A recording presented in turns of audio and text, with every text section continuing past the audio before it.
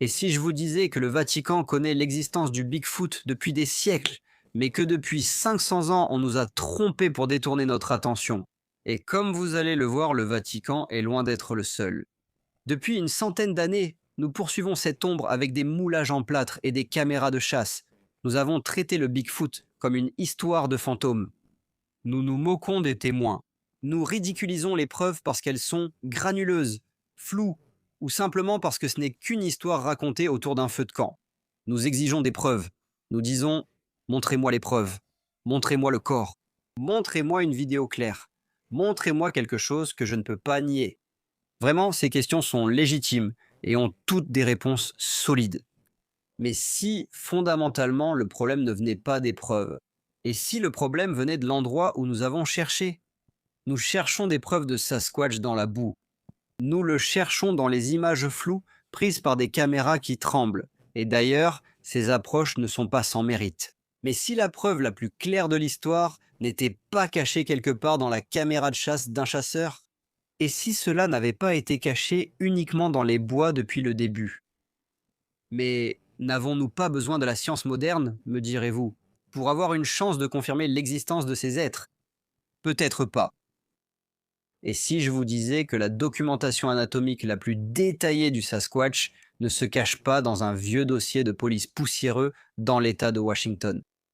Et si je vous disais que, depuis 5 siècles, des millions de personnes sont passées juste à côté sans le voir?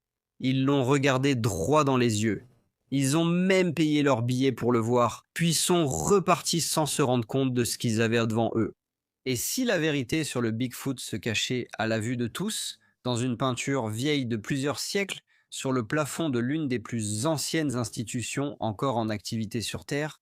Aujourd'hui, nous allons remonter dans le temps et dans l'espace pour montrer pourquoi cette preuve cruciale, ainsi que beaucoup d'autres du même genre, ont été ignorées pendant plus d'un demi-millénaire. Nous allons commencer notre voyage ensemble en nous rendant au Vatican. Le visage oublié. On nous dit de regarder les fresques de la chapelle Sixtine et d'y voir un triomphe de la théologie. Nous voyons la création d'Adam. Nous voyons les prophètes. Nous voyons le cosmos soigneusement ordonné de l'Église catholique. Mais si vous baissez les yeux, si vous regardez le mur derrière l'autel, dans une partie de la peinture souvent cachée par des bougies, cet ordre apparent s'effondre dans le chaos. Le grand peintre de la Renaissance, Michel-Ange, n'était pas seulement un artiste. Il étudiait le corps humain en scientifique. Renommé pour ses représentations anatomiquement précises du corps humain, de sa statue de David à sa création d'Adam étalée sur le plafond de la chapelle Sixtine. Au début du XVIe siècle, alors que d'autres étudiaient les Écritures, un Michel-Ange de 17 ans passait son temps dans les morgues de l'hôpital de Santo Spirito. Tard dans la nuit, à la lueur des bougies, au milieu de la puanteur de la décomposition, il était occupé à décoller la peau des muscles. Il était obsédé par la mécanique du corps humain. Il savait exactement où le deltoïde s'insérait sur l'humérus. Il savait comment le trapèze recouvrait l'omoplate. Il n'a bien sûr pas inventé l'anatomie, mais il l'a documentée. Vous pourriez penser que tout cela n'a rien à voir avec le Bigfoot, mais vous auriez tort. Je veux que vous regardiez cette figure juste ici. Ces créatures ont été peintes par Michel-Ange dans la chapelle Sixtine il y a plus de 500 ans. La figure est humanoïde, immensément musclée et couverte de poils. L'Église appelle cela un démon, une entité spirituelle, une métaphore du péché dans toute sa laideur. Mais regardez la biologie. Regardez l'épaisse arcade sourcilière proéminente. Regardez le cou, ou plutôt l'absence de cou. Les muscles trapèzes sont tellement développés qu'ils engloutissent complètement le cou. Ça vous dit quelque chose? Moi aussi. En fait, ce sont toutes des caractéristiques couramment rapportées lors des observations de Sasquatch dans le monde entier aujourd'hui. Mais contrairement à la croyance populaire, ces observations n'ont pas commencé lorsque Roger Patterson a filmé ses célèbres images en 1967. Préparez-vous les gars, parce qu'on va creuser. Plongeons dans la riche histoire des hommes sauvages et des Woodwo de l'Antiquité religieuse. Nous allons explorer la question suivante. Et si Michel-Ange ne peignait pas seulement une métaphore? Et s'il peignait un voisin, et pas n'importe quel voisin, un voisin qui observe depuis la forêt, un voisin qui n'oublie pas, mais juste avant de plonger dans l'histoire choquante de l'Église et de ce qu'ils appelaient l'homme sauvage, et croyez-moi, c'est vraiment dingue. Je veux m'arrêter une minute, parce qu'il y a une autre institution qui, tout comme le Vatican, prospère grâce au silence, à la collecte et à la suppression. À mesure que je me suis enfoncé dans cette histoire de Sasquatch, c'est quelque chose à laquelle j'ai dû réfléchir plus sérieusement que je ne l'aurais cru. Je fais actuellement des recherches sur la suppression par le gouvernement de preuves concernant le Sasquatch. Comment les observations, les rapports et même les dossiers disparaissent discrètement de la vue du public. Et une fois que tu commences à creuser des sujets comme ça, tu te rends compte d'autres choses. Combien de choses sur toi sont déjà là dehors? Ton nom, ton adresse personnelle, ton numéro de téléphone, tes proches, tout ça peut potentiellement être collecté et vendu au plus offrant par des courtiers en données et des sites de recherche de personnes, souvent sans même que tu saches que ça s'est produit. D'accord, sortons de la chapelle Sixtine une seconde. Si les personnages poilus de Michel-Ange n'étaient qu'un choix artistique étrange, une anomalie, alors on pourrait les écarter. Mais ce n'est pas simplement une anomalie, et vous allez comprendre pourquoi. Parce que maintenant, nous allons voyager à seulement quelques centaines de kilomètres au nord, jusqu'à l'église de Sacco en Lombardie. Cette fresque a été peinte à peu près à la même époque que l'œuvre de Michel-Ange dans la chapelle Sixtine. Regardez-la, ce n'est pas un démon, ce n'est pas une métaphore du péché, c'est un être biologique. En fait, on le considérait tellement dans la région à l'époque comme un être biologique que les habitants lui avaient même donné un nom. Ils l'appelaient Homo salvadego, l'homme sauvage. Remarquez les détails ici. Les poils couvrant le corps, mais laissant le visage découvert. La massue massive. Un outil, mais un outil primitif. La taille impressionnante de ses membres. Si vous montriez cette peinture à un témoin de Sasquatch du Nord-Ouest Pacifique aujourd'hui, il ne dirait pas simplement « Oh, c'est une métaphore médiévale du péché ». Il dirait « C'est ce que j'ai vu traverser la route ». Alors la grande question est, pourquoi des hommes obsédés par le réalisme anatomique peindraient-ils des créatures qui correspondent parfaitement à la description du Sasquatch nord-américain? Michel-Ange a-t-il, par hasard, imaginé un Sasquatch moderne il y a plus de 500 ans? Ou bien a-t-il vu un croquis quelque part, entendu le récit d'un voyageur? Ou peut-être en a-t-il vu un de ses propres yeux? Eh bien, dans les Alpes italiennes, un jour? Si vous êtes prêts à aller plus loin, les gars, restez avec nous, car pendant un petit moment, nous allons déconstruire la mythologie de l'homme sauvage. Nous allons prouver que ce que la plupart appellent le folklore est en réalité un souvenir fragmenté d'une réalité biologique. Mais si vous pensez que cela ne concerne que de vieilles œuvres d'art, vous vous trompez. Parce que pour commencer, nous allons remonter à l'an 426 après Jésus-Christ, au texte de quelqu'un longtemps considéré comme l'un des grands-pères de l'Église catholique, le saint qui savait. Pour comprendre pourquoi la plupart des gens aujourd'hui ont oublié cette créature, nous devons revenir en arrière et comprendre comment l'esprit médiéval fonctionnait. Voyez-vous, j'ai récemment analysé un article académique fascinant sur le Woodwose, le terme en moyen anglais pour désigner l'homme sauvage des bois. Le lien de cet article sera dans la description ci-dessous.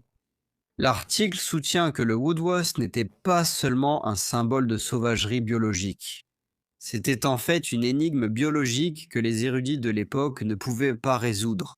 Ils étaient obsédés par ce qu'on appelle la liminalité, l'état intermédiaire entre deux choses. Voyez-vous, aujourd'hui, si nous voyons quelque chose d'étrange ou d'inhabituel, nous avons l'habitude de poser une question standard. Est-ce réel? Mais au IVe siècle, ils ne demandaient pas ça. Ils savaient que le monde était rempli de monstres. Ils ne perdaient pas de temps à demander si les hommes sauvages existaient vraiment. Mais ils se posaient des questions qui nous paraissent très étranges aujourd'hui. Principalement, la question qu'ils consignaient et débattaient au sujet de l'homme sauvage était « Pouvons-nous les baptiser ?» Saint Augustin d'Hippone est considéré comme l'un des esprits les plus brillants de l'Église primitive et souvent vu comme l'un des 4 grands-pères de l'Église. Dans son œuvre majeure, La Cité de Dieu, publiée en 426 après Jésus-Christ, plus précisément au livre 16, chapitre 8, Augustin fait face à une crise. Des voyageurs revenaient d'Afrique et d'Orient avec des récits troublants de soi-disant races monstrueuses. Je sais que cette vidéo porte principalement sur des créatures historiques ressemblant au Sasquatch, mais tous les êtres décrits ne correspondent pas à cette description. Il y avait le kinocéphale, un homme avec une tête ressemblant à celle d'un loup, que l'on croyait habiter dans des régions reculées d'Afrique et d'Inde. Ensuite, il y avait les blémis, un peuple originaire des environs de la Libye et de l'Éthiopie, qui étaient décrits comme ayant les yeux, le nez et la bouche, tous reliés à leur poitrine, comme s'ils n'avaient pas de cou pour séparer la tête du torse. Ça vous dit quelque chose, non? C'est assez proche, hein? Et bien sûr, il y avait les hommes sauvages, ces créatures massives, bipèdes, couvertes de poils et ressemblant à des humains, qui auraient été aperçus errant dans les montagnes et forêts européennes au Moyen Âge. Mais l'étrangeté de ces récits ne s'arrête pas à leurs caractéristiques physiques. Les hommes sauvages étaient représentés en train de déraciner des arbres entiers, d'avoir des conflits avec des chevaliers et des villageois, et même de former des alliances et des amitiés avec la royauté. Vous pourriez voir cela comme de simples absurdités folkloriques, mais saint Augustin ne le voyait certainement pas ainsi. Il ne riait pas de ces récits, il les considérait comme des données. Et cela l'a conduit à une conclusion surprenante. Il a écrit, je cite, « Mais quiconque n'est homme, c'est-à-dire un animal rationnel et mortel, quelle que soit la forme inhabituelle qu'il présente. Aucun chrétien fidèle ne devrait douter qu'il provient de ce seul protoplaste, Adam. » En gros, saint Augustin soutenait que la forme physique n'avait pas d'importance. Si un homme sauvage pouvait penser et être rationnel, il était humain. Si un homme sauvage pouvait raisonner, alors il avait une âme. Augustin ne débattait pas de leur existence, il débattait de leur salut. Et il croyait clairement qu'ils étaient, au strict minimum, humains. Cette faille théologique a maintenu l'homme sauvage dans le domaine de l'humanité pendant 1000 ans. Cela les a empêchés d'être classés uniquement parmi les animaux, du moins jusqu'à l'arrivée du BFRO. Mais cela a créé un gros problème. Si ces hommes sauvages étaient humains, pourquoi vivaient-ils comme des bêtes? Pourquoi étaient-ils couverts de poils? Pourquoi semblaient-ils ne pas avoir de langage? Cette tension, cette liminalité entre l'homme et la bête est la clé de tout le mystère. Parce que, comme nous allons le voir, les écrivains du Moyen-Âge ne consignaient pas de contes de fées. Ils rédigeaient des rapports de terrain cohérents sur une espèce qu'ils ne pouvaient pas classer. Les Woodwose, les gens sauvages des forêts d'Europe. Comme je l'ai dit précédemment, le terme Woodwose vient de l'ancien anglais et signifie être des bois ou homme sauvage des forêts. Mais la suite est la plus choquante. Croyez-le ou non, les premières références à ces hommes sauvages des forêts remontent aux années 1100, il y a près de 1000 ans, et tout de suite, on voit la confusion. Dans la traduction de la Bible par Wycliffe, publiée pour la première fois en 1382, les traducteurs ont rencontré un défi étrange. Ils devaient essayer de décrire les créatures qui habiteraient les ruines de Babylone. C'est alors qu'ils ont choisi le mot Woodwose. Ils ont répertorié les Woodwose aux côtés des dragons, des autruches et des bêtes velues. Dans le contexte de ce récit, le Woodwose est clairement considéré comme un animal. Il appartient à la nature sauvage. Il fait partie de la faune. Mais comme vous allez le voir, le Woodwose était clairement bien plus qu'un animal. Voici le combat dans la forêt par Hans Burkmayer Piré. Elle a été réalisée vers l'an 1500. L'image représente une confrontation violente et dynamique dans une nature sauvage, dense et enchevêtrée. Elle met en scène deux personnages distincts engagés dans un combat. Sur la gauche, dans ce coin, se tient un guerrier humain vêtu d'une armure de plate complète. Il se lance en avant, brandissant une énorme épée à deux mains. À droite se trouve une silhouette imposante et velue, un homme sauvage ou Woodwose. Il est nu, entièrement couvert d'une épaisse toison ou de fourrure, et il est manifestement beaucoup plus grand et plus massif que le chevalier. Au lieu d'une arme forgée, il brandit un tronc d'arbre déraciné comme massue.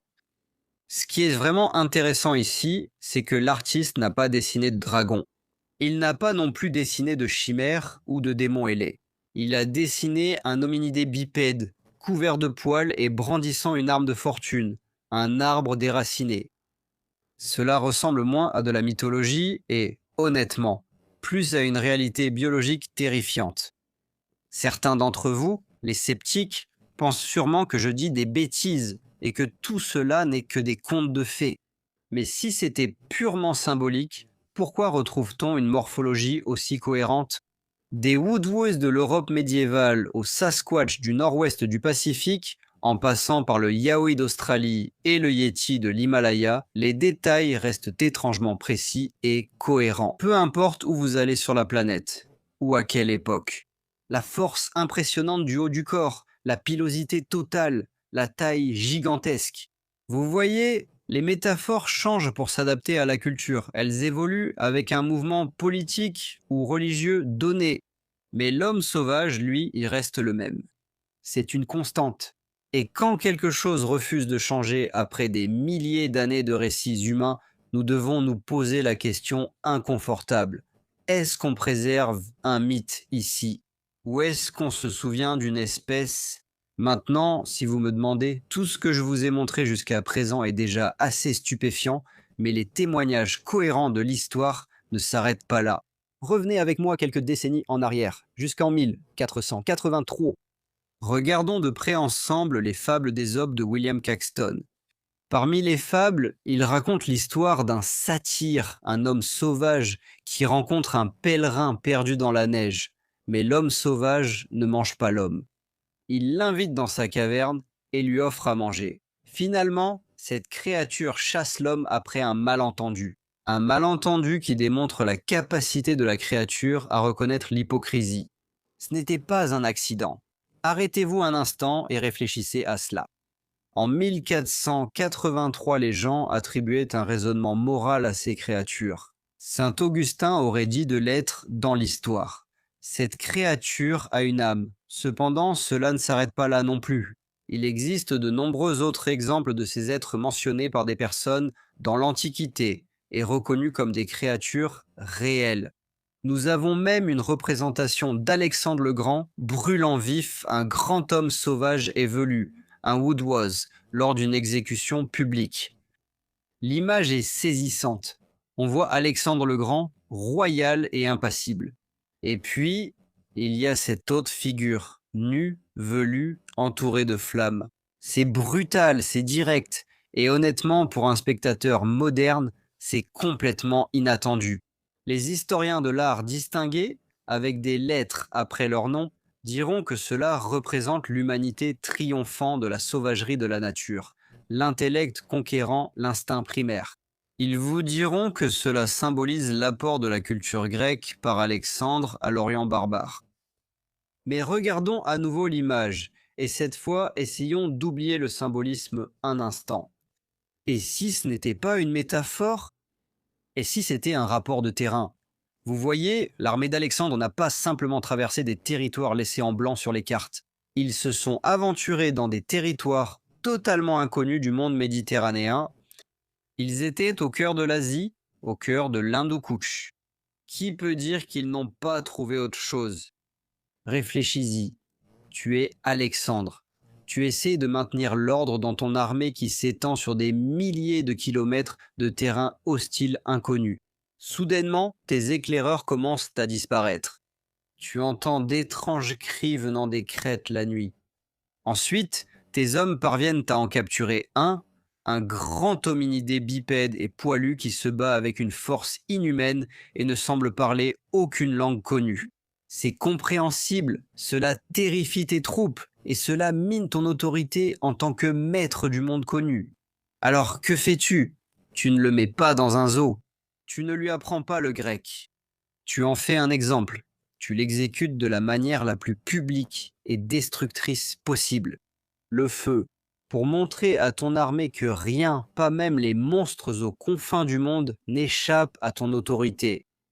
La preuve visuelle. D'accord, allons à l'église. Plus précisément, allons voir les miséricordes. Ce sont les sièges rabattables dans les stalles du cœur des grandes cathédrales d'Europe. C'est l'endroit où les sculpteurs sur bois avaient une certaine liberté. Dans la cathédrale de Lincoln, dans la cathédrale de Carlisle, on trouve le Woodhouse sculpté dans le bois avec beaucoup de détails. Immense, velu et avec de grands pieds. Mais le fait que ces êtres aient été inclus dans les sculptures n'est pas la chose la plus intéressante. Le plus intéressant, c'est qu'ils sont toujours représentés de la même manière, couverts de poils, tenant une massue. Parfois, ils sont représentés en train de combattre quelque chose, un chevalier ou une bête de la forêt, dans le but de protéger les habitants et les villages. Ce que cela nous montre, c'est que pour de nombreuses cultures du passé, le Woodhouse, ou homme sauvage, était un être complexe, capable d'être à la fois un ennemi et un allié. Puis vient la Renaissance, l'époque de la précision. Albrecht Dürer, l'homme qui a peint un poil si réaliste que l'on peut littéralement compter les moustaches. En 1503, il a gravé un blason. Soutenant le bouclier, il y a un homme sauvage. Regardez le visage. Nez large, narines tombantes. Dürer ne faisait pas de caricatures. Il faisait des portraits. Et il était extrêmement doué pour ça. Alors, qui a posé pour ce portrait? Ou de quelle description s'est-il servi? Et peut-être plus important encore, comment se fait-il que cette représentation des années 1500 soit aussi précise et cohérente avec les observations modernes du Sasquatch? Et ce n'est pas non plus un exemple isolé. Loin de là. En ce qui concerne l'héraldique, plus de 200 blasons familiaux en Europe présentent l'homme sauvage. Et je parle de familles assez importantes au riche passé. Vous pensez peut-être encore que ces êtres étaient représentés sur les blasons, simplement pour s'amuser, juste par licence artistique. Ils étaient inventés simplement pour paraître intéressants. Mais voici quelque chose à garder à l'esprit. L'héraldique, c'est une question d'intimidation. Vous mettez un lion sur votre bouclier parce que les lions sont réels et dangereux. Vous mettez un ours sur votre bouclier parce qu'un ours peut vous tuer. Si vous viviez dans la forêt noire au XVe siècle, et croyez-moi, vous devriez être heureux de ne pas l'avoir fait, alors l'homme sauvage n'était pas qu'une simple histoire. C'était la chose que tout le monde savait qui vous observait depuis la lisière de la forêt. Donc on les retrouve dans les livres, on les retrouve dans les cathédrales, on les voit représentés sur des boucliers. Mais sûrement, s'ils étaient réels et connus comme tels par les gens de l'Antiquité, alors on les verrait sur les cartes, non? Eh bien, et si je vous disais que c'est le cas? Cartographier les monstres? Êtes-vous prêts pour ça? Parce que nous allons remonter encore 1000 ans jusqu'en 500 avant Jésus-Christ, le long de la côte ouest de l'Afrique. Voici Hannon le navigateur. C'était un célèbre explorateur naval de l'ancienne Carthage qui a exploré la côte ouest de l'Afrique avec 60 navires et entre 5000 et 30 000 hommes. La mission était d'établir des colonies pour Rome. Il a tout raconté sur ses aventures dans un périple ou un journal de bord. Selon le périple, Hannon a navigué le long de la côte ouest africaine, peut-être jusqu'en Sierra Leone ou au Gabon, vers 500 avant Jésus-Christ. Lors de la dernière étape du voyage, ils ont découvert une île dans un lagon que Hannon a décrite comme étant habitée par des gens sauvages. Selon Hannon, ces hommes sauvages étaient en réalité principalement de grandes femmes au corps couvert de poils. Hannon et ses hommes ont essayé de les capturer, mais les quelques hommes étaient trop rapides et se sont échappés en grimpant sur des falaises et en lançant des pierres sur les marins en contrebas. L'équipage a réussi à capturer 3 femmes, mais elles ont mordu et griffé les marins avec une telle férocité que les hommes les ont tués. Les marins ont alors écorché les corps et ont rapporté les peaux à Carthage. Pline l'Ancien a ensuite écrit que ces mêmes peaux étaient suspendues dans le temple de Junon jusqu'à ce que les Romains détruisent Carthage. 350 ans plus tard, en 146 avant Jésus-Christ, vous pourriez être tenté de rejeter ces histoires comme de simples contes de fées, mais regardez les détails familiers. Hannon a écrit qu'ils lancèrent des pierres pour se défendre. Il a écrit qu'ils gravissaient rapidement des falaises. Il a écrit que c'étaient des gens. Je sais déjà que quelqu'un va essayer de vérifier ce que je dis et probablement essayer de signaler une erreur qu'il pense que j'ai faite dans les commentaires, alors laissez-moi prendre les devants. Dans les traductions, Hanno a effectivement appelé ces hommes et femmes sauvages des Gorillae. Mais croyez-le ou non, la plupart des historiens s'accordent aujourd'hui à dire que ce que Hanno et son équipage ont rencontré n'étaient pas des gorilles, tels que nous les comprenons aujourd'hui.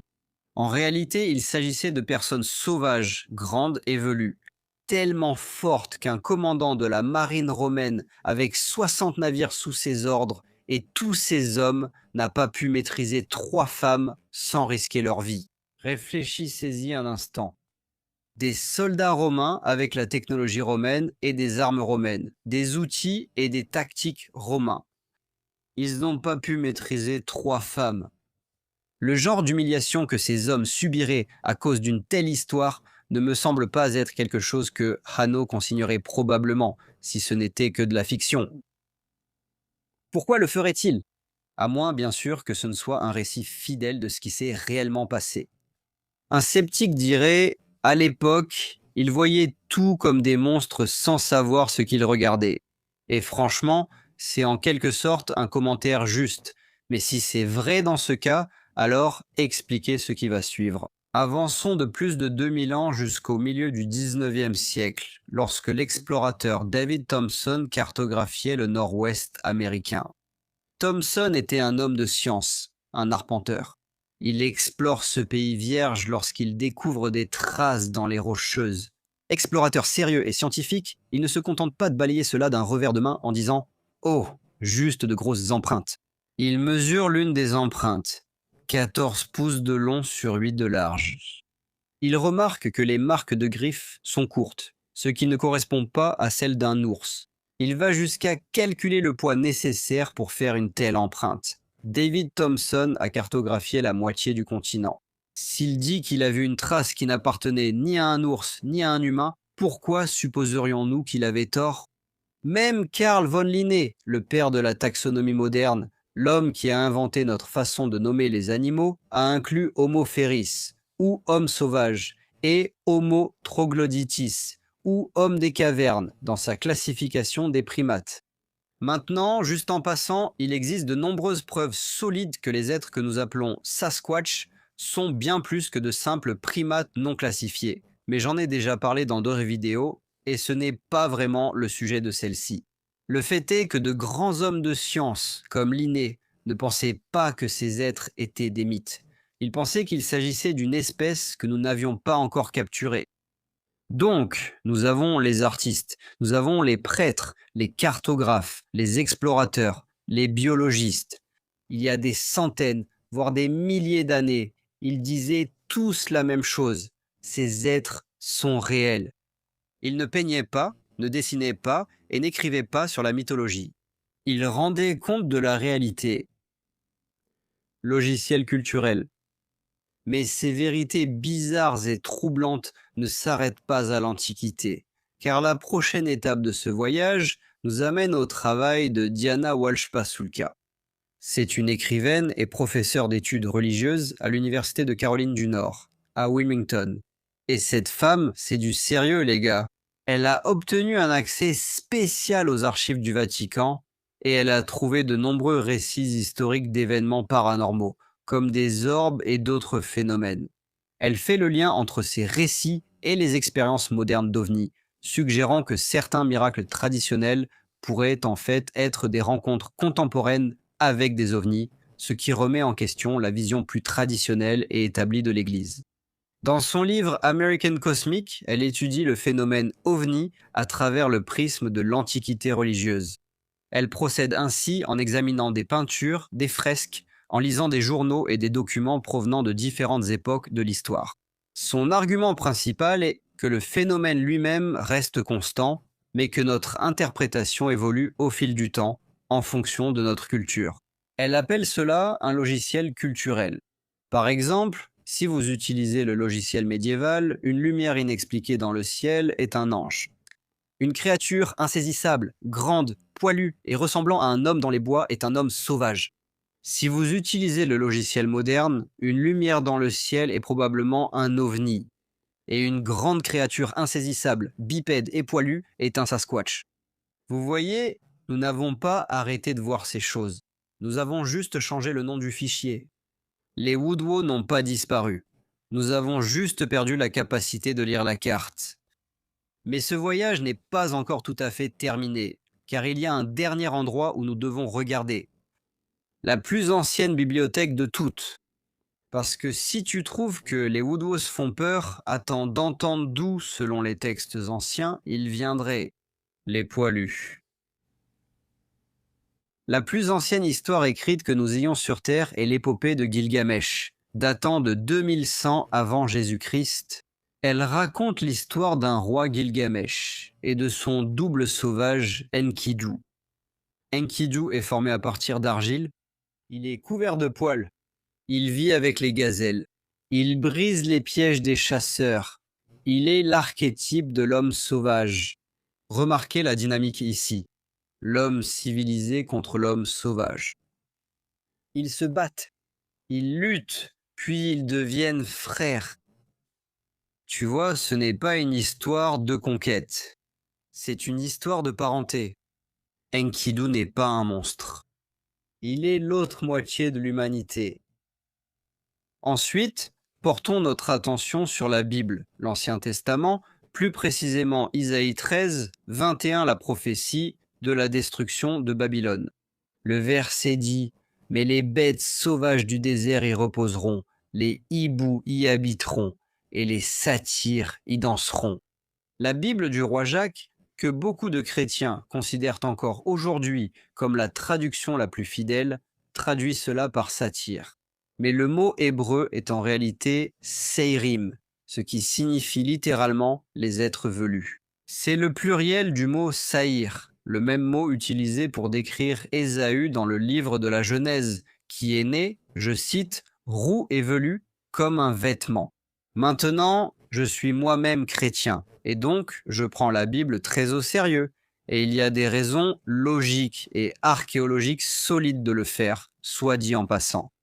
Mais si vous voyez les choses différemment, vous pourriez être tenté de rejeter la Bible comme relevant de la mythologie. Mais le fait est qu'ici, Isaïe ne prédisait pas que des hommes chèvres mythologiques danseraient dans les ruines de Babylone. Il prédisait que lorsque la civilisation humaine, c'est-à-dire Babylone, tomberait, les Séirim, ou les velus, sortiraient du désert pour reprendre leur territoire. Mais d'où venaient exactement ces êtres velus? Pour cela, nous devons nous pencher sur les textes interdits, les anciens écrits exclus de l'Ancien Testament. Plus précisément, le livre d'Hénoch et le livre du Juste, deux anciens textes religieux juifs considérés comme apocryphes, qui développent le récit canonisé dans la Bible. Dans le livre du Juste, chapitre 4, verset 18, il est écrit « Et les fils des hommes en ces jours, ils prirent du bétail de la terre, des bêtes des champs et des oiseaux du ciel. Et ils enseignèrent le mélange des animaux d'une espèce avec une autre. » Ceci, bien sûr, fait référence à la manipulation génétique, à l'hybridation, une interférence avec l'ordre biologique. Si vous regardez le Woodwose sous cet angle, il n'est pas simplement un grand singe encore inconnu. C'est un vestige. Il est le résultat d'une divergence génétique qui s'est produite il y a des milliers d'années. C'est peut-être pour cela que saint Augustin était si partagé à propos de ces êtres. Peut-être qu'il a senti intuitivement qu'ils n'étaient pas simplement des animaux, qu'ils étaient en fait des êtres apparentés, porteurs de la même étincelle, mais façonnés par une histoire très différente. Alors, ce sujet devient très vaste, très rapidement, les gars. Donc, si vous souhaitez que j'approfondisse les histoires potentielles sur l'origine du Bigfoot dans un prochain épisode, faites-le moi savoir dans les commentaires. Conclusion. Le voisin. Nous avons couvert 4000 ans d'histoire aujourd'hui. Nous avons examiné l'anatomie étrange des démons de Michel-Ange. Nous avons lu les rapports de terrain de saint Augustin et de Hanon le navigateur, ainsi que l'héraldique des chevaliers allemands. Pris dans son ensemble, les gars, ces preuves sont accablantes. Nous avons partagé cette planète avec une autre intelligence depuis aussi longtemps que nous existons. Nous les avons combattus. Nous avons fait du commerce avec eux. Nous les avons peints sur des plafonds, sculptés dans le bois, et nous les avons diabolisés. Honnêtement, nous sommes une espèce tellement arrogante et oublieuse. Nous pensons avoir cartographié chaque centimètre de ce monde et avoir appris tout ce qu'il y a à savoir sur l'ordre naturel. Mais l'homme sauvage est le fantôme dans la machine.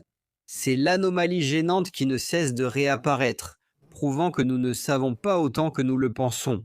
Alors peut-être que Michel-Ange ne peignait pas un monstre. Peut-être qu'il peignait notre frère.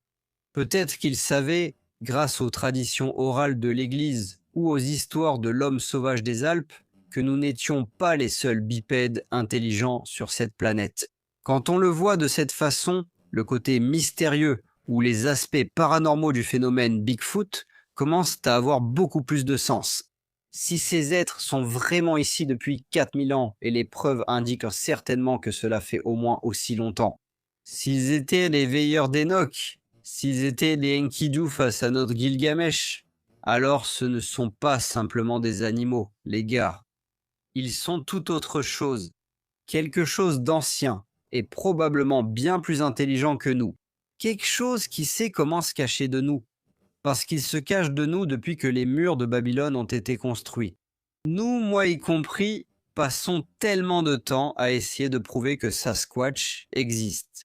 Mais en regardant la chapelle Sixtine, en regardant les cartes anciennes, en regardant les textes de l'Antiquité, je ne pense pas vraiment que nous découvrions quoi que ce soit. Je pense que nous ne faisons que nous souvenir. Nous devons simplement avoir le courage de lever les yeux et d'admettre ce que nous voyons. Voilà, tout simplement. La preuve que ces êtres ont été vus et compris pendant des centaines d'années avant que la science moderne ne daigne s'intéresser au sujet. Alors, qu'en pensez-vous de tout cela ? Pour moi, cela remet encore plus en question l'hypothèse des grands singes et soulève de vraies interrogations sur ce que cela signifie d'être humain ou une personne. Dites-moi ce que vous en pensez dans les commentaires. Et si vous avez apprécié cette vidéo, faites-le savoir à l'algorithme en mettant un j'aime et en la partageant avec votre famille et vos amis. Ces gestes aident énormément. Si vous souhaitez soutenir davantage la chaîne et mes recherches, inscrivez-vous sur mon Patreon. Le lien se trouve dans la description ci-dessous. De nombreux avantages et du contenu exclusif, différents niveaux d'adhésion. Merci beaucoup d'avoir regardé. J'apprécie vraiment chacun d'entre vous. On se retrouve dans la prochaine vidéo.